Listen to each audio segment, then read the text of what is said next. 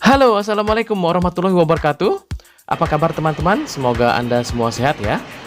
Jumpa lagi dengan saya dengan kabar penerbangan update setelah adanya pengumuman PPKM tanggal 6 September 2021. Seperti apa beritanya?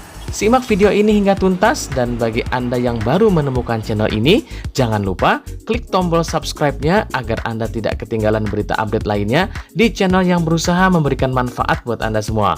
Di mana lagi? Yaitu di channel Del Dido.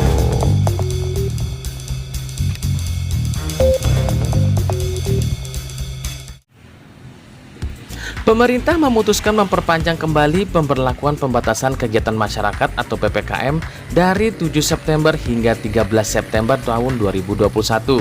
Hal ini diumumkan oleh Menteri Koordinator Bidang Kemaritiman dan Investasi Luhut Binsar Panjaitan Senin tanggal 6 September tahun 2021. 3 minggu ke depan. Seiring dengan kondisi situasi COVID-19 yang makin baik, serta implementasi protokol kesehatan dan penggunaan peduli lindungi yang terus berjalan, ada beberapa penyesuaian aktivitas masyarakat yang bisa dilakukan dalam periode 7-13 September ini. Yang pertama, penyesuaian waktu makan atau dine-in dalam mal menjadi 60 menit dengan kapasitas 50%. Akan dilakukan uji coba pembukaan 20 tempat wisata di kota dengan level 3, dengan penerapan protokol kesehatan yang ketat dan implementasi platform peduli lindungi. Serta kabupaten kota level 2 juga akan diwajibkan menggunakan peduli lindungi pada tempat-tempat wisata yang sudah diperbolehkan buka. Kami akan melakukan uji coba protokol kesehatan dan peduli lindungi untuk mal dan pusat perbelanjaan di Bali dengan batasan-batasan tertentu. Pandemi telah mengajar kepada kita semuanya untuk mencari titik keseimbangan antara gas dan rem, seperti yang selalu disampaikan oleh Presiden. Ya, mencari keseimbangan antara gas dan rem ya. Jadi pemerintah memutuskan untuk memperpanjang kembali PPKM dari tanggal 7 hingga 13 September. Lalu bagaimana dengan update tentang penerbangan ya? Apakah syarat-syaratnya ada yang diperingan kembali?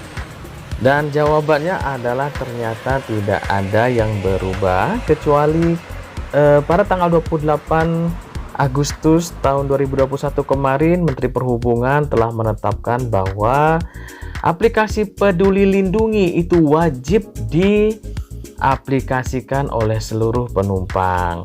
Dan pemerintah juga mengumumkan penghapusan aplikasi eHAC karena telah terjadi kebocoran data di sana, termasuk data NIK Presiden kita pada minggu lalu. Sebagai gantinya, Anda tinggal menggunakan sistem eHAC yang sudah ada di aplikasi Peduli Lindungi ya.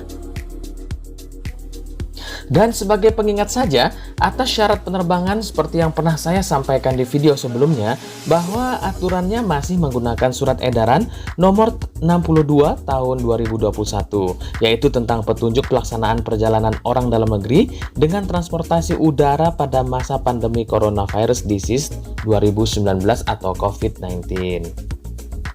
Bahwasanya, calon penumpang pesawat yang akan bepergian di wilayah PPKM level 4 dan 3, penumpang wajib menunjukkan kartu vaksinasi minimal dosis pertama. Kemudian yang kedua, penumpang wajib memiliki surat keterangan tes PCR negatif dengan sampel maksimal 2 kali 24 jam, kecuali yang melakukan perjalanan dalam kota di Pulau Jawa atau ke Bali ya, dari Pulau Jawa. Silahkan memakai tes antigen asalkan sudah vaksinasi dosis kedua ya. Kemudian yang ketiga adalah untuk calon penumpang di bawah usia 12 tahun ini masih dibatasi ya. Nah, ini yang sering ditanyakan dan memberatkan. Beberapa kasus masih bisa terbang sih asalkan ada alasan daruratnya. Semoga dalam waktu dekat ada aturan baru mengenai ini ya.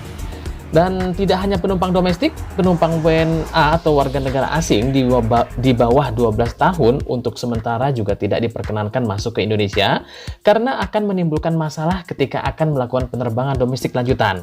Gitu ya. Kemudian yang berikutnya, keempat, wajib menggunakan aplikasi Peduli Lindungi yang di dalamnya terdapat informasi mengenai status vaksinasi dan juga hasil tes RT-PCR terupdate. Untuk yang ini, penerapannya bagi yang masih bermasalah pada aplikasinya, itu masih bisa menunjukkan bukti hard copy kepada petugas KKP sebelum check-in. Nah, kemudian saya juga akan mengingatkan kepada hal-hal yang harus diperhatikan ya. Yang pertama adalah penumpang dengan kepentingan khusus yang tidak bisa divaksin dengan alasan medis bisa menunjukkan surat keterangan dokter dari rumah sakit pemerintah tentunya, ya. Kemudian ya tentunya dengan menunjukkan surat keterangan hasil negatif RT-PCR ya, atau rapid antigen sesuai ketentuan destinasi tujuan. Kemudian yang kedua, persyaratan kesehatan ini mulai kartu vaksin dan tes PCR atau antigen itu dikecualikan bagi penerbangan angkutan udara perintis dan penerbangan angkutan udara di daerah 3T, yaitu tertinggal, terdepan, dan terluar. Ya. Kemudian yang ketiga adalah penumpang yang berangkat dari wilayah yang tidak memiliki fasilitas tes RT-PCR yang dapat menerbitkan hasil dengan waktu singkat, dihimbau memastikan kebijakan otoritas bandara keberangkatan dengan menghubungi maskapai setempat, ya.